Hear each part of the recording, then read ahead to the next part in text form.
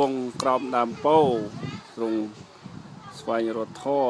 ហ្នឹងមិនមែននៅលើសម្ភារៈឬក៏សបកខាងក្រៅទេគឺនៅលើចិត្តអ្វីដែលយើងមានសន្តានចិត្តល្អហ្នឹងគឺល្អប្រពៃហើយទេព្រះលោកមិនមានអីទីពឹងទេមានទេណាដើមឈើទេអត់មានអីធំធេងពហិអីមិនមែនរឿងសការៈទៅអួតគ្នាខាងក្រៅទេវាសំខាន់ទៅលើផ្លូវចិត្តអញ្ចឹងมันអាចនេះក្នុងទ្រឹស្ដីពុទ្ធសាសនាហ្នឹងពុទ្ធដោតសំដៅទៅលើកាយវិចារចិត្តហ្នឹងឯងសន្តានចិត្តយើងល្អស្មោះសរត្រឹមត្រូវទៅអាចឈ្នះមាទាំងឡាយទាំងពួងនេះនេះមាមកផ្ចាញ់យោយស្អាតអានេះគឺព្រះពុទ្ធសាសនាអ្នកខ្លះហ្នឹងអត់យល់ថាសម្ភារៈទៅវត្តធ្វើបុណ្យយកសម្ភារៈទៅបង្អួតគ្នាប៉ុន្តែតាមពុទ្ធសាសនាពិតប្រកបហ្នឹងគឺសន្តានចិត្តទេនេះដែលអាចឈ្នះមាទាំងវងទាំងឡាយទាំងពួងយ៉ាមានបថៅទៀតខ្លាំងនេះរូបពុទ្ធចូលបរិនិព្វានមានសម្រស់ស្អាតលោកសោយសុកអត់មានទុកកង្វល់រូបពុទ្ធសាងភ្នោះធ្វើធម៌แล้วលោកថាកុំឲ្យតឹងពេកកុំឲ្យធូរពេកណា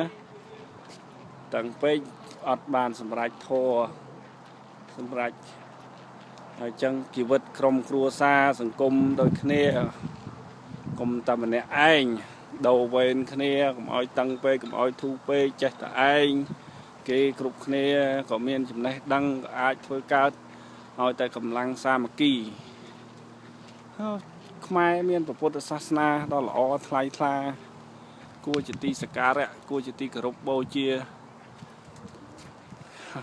ទ្រឹស្ដីពុទ្ធសាសនាមានគំរូល្អ perfect ន័យថាត្រឹមត្រូវឥតខ្ចោះលោកបានសម្ដែងអប់រំដល់មនុស្សនិងទេវតាគ្រប់ទោះកុំឲ្យ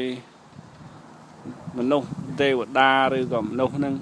យកសម្ភារៈឬក៏របស់ខាងក្រៅខ្លួនហ្នឹងមកជាសំខាន់ព្រោះចំណុចសំខាន់របស់ពុទ្ធសាសនាហ្នឹងគឺនៅលើកាយវិចារនិងចិត្តផ្លូវចិត្តបន់នៅលើចិត្តអ្នកមានអ្នកក្រឲ្យតែមានចិត្តជ្រះថ្លាធ្វើអំពើល្អបន់កុសលល្អបានដូចគ្នាអត់មានធ្វើបន់អាស្រ័យទៅលើសម្ភារៈនោះទេប៉ុន្តែសម័យបច្ចុប្បន្ននេះមិនមែនពុទ្ធបរិស័ទទេព្រះសង្ឃនឹងត្រូវស្វែងយល់ឲ្យដឹងមិនយកកត់យកពហិយកសម្ភារៈខាងក្រៅខ្លួនហ្នឹងមកប្រអួតបង្កួតប្រជែងគ្នាទេត្រូវយកផ្លូវចិត្តនិងអំពើល្អមេត្តាករុណាមុទិតាឧបេក្ខាដែលក្នុងពុទ្ធសាសនាឲ្យមានចិត្តមេត្តាចេះស្រឡាញ់ជួយគ្នាទៅវិញទៅមកករុណាចេះអាណិតអាសូរគ្នាមុទិតាឲ្យមានសន្តានចិត្តនឹងទន់ភ្លន់ឧបេក្ខាឲ្យមានកណ្ដាលយើងកុំឲ្យតឹងពេកកុំឲ្យធូរពេកកុំឲ្យលំអៀងឃើញគ្នាទន់ខ្សោយធ្វើបាបគ្នាមនុស្សយើងនេះស្រះហើយប្រពុតចុះស្រង់ទឹកហ្នឹងមានគួរឲ្យកោតសរសើរនេះសិតតែពេលប្រពុតប្រសោតហ្នឹងពុតប្រសោតមិនមានអីទេមនុស្សយើងគ្រប់គ្នាកើតមកមានប៉ុណ្ណេះឯងមានមកចកេះស្អេះនឹងខ្លួននឹងឯងបើយើងបានយើងកុំឲ្យយកសម្ភារៈសម្បកខាងក្រៅហឺហាប្រកួតប្រមាថមើលងាយគ្នាបុណ្យកុសលក៏ដូចគ្នាសន្តានចិត្តកុំឲ្យលោកលេងឃើញអ្នកក្រអត់ចង់រាប់អានគ្នាឃើញតែរាប់អានតែលុយប្រពុតលោកមិនអានគិតអញ្ចឹងទេគិតថាឲ្យមានសន្តានចិត្តល្អចេះស្រឡាញ់ចេះជួយយកអាសាគ្នាទៅវិញទៅមកទៅបើយើងឃើញគ្នាតន់ខ្សោយជួយយឹតយងគ្នាឲ្យបានឡើងល្អប្រសើរកុំឲ្យចំណែននិន្ទាឈ្នានេះគ្នាយើងបង្កើតវត្តស្រឡាញ់ពុទ្ធសាសនាបើយើងយកទ្រឹស្ដីពុទ្ធសាសនាមកនេះជាអាវាតរបស់ព្រះពុទ្ធ លោកមិនឲ្យចំណែននិនទាគ្នានេះគ្នាជួយគ្នាទៅវិញទៅមកមានចិត្តស្មោះត្រង់សន្តានចិត្តល្អប្រពៃទៅនឹងពុទ្ធសាសនាឬគល់ពុទ្ធសាសនាវានៅលើផ្លូវចិត្តផ្លូវកាយផ្លូវវិជ្ជាហ្នឹងឯងមិនមែននៅលើផ្លូវសម្ភារៈឬក៏សបកខាងក្រៅនោះសិតតែរបស់ក្រៅខ្លួននោះទេនឹងសិតតែជារបស់ក្រៅខ្លួនទេសម្ភារៈបរិខាទាំងអស់ចឹងធម៌វាកើតនៅក្នុងកាយបើបាយវានៅក្នុងឆ្នាំងនឹងនៅចាស់ថាអញ្ចឹងឲ្យរស់ធម៌រស់ក្នុងកាយបើរស់បាយឲ្យរស់ក្នុងឆ្នាំងផ្លូវកាយផ្លូវវិជ្ជាចិត្តយើងនឹងឯងឲ្យតែមានស្នានចិត្តល្អប្រពៃទៅធម៌ពុទ្ធសាសនា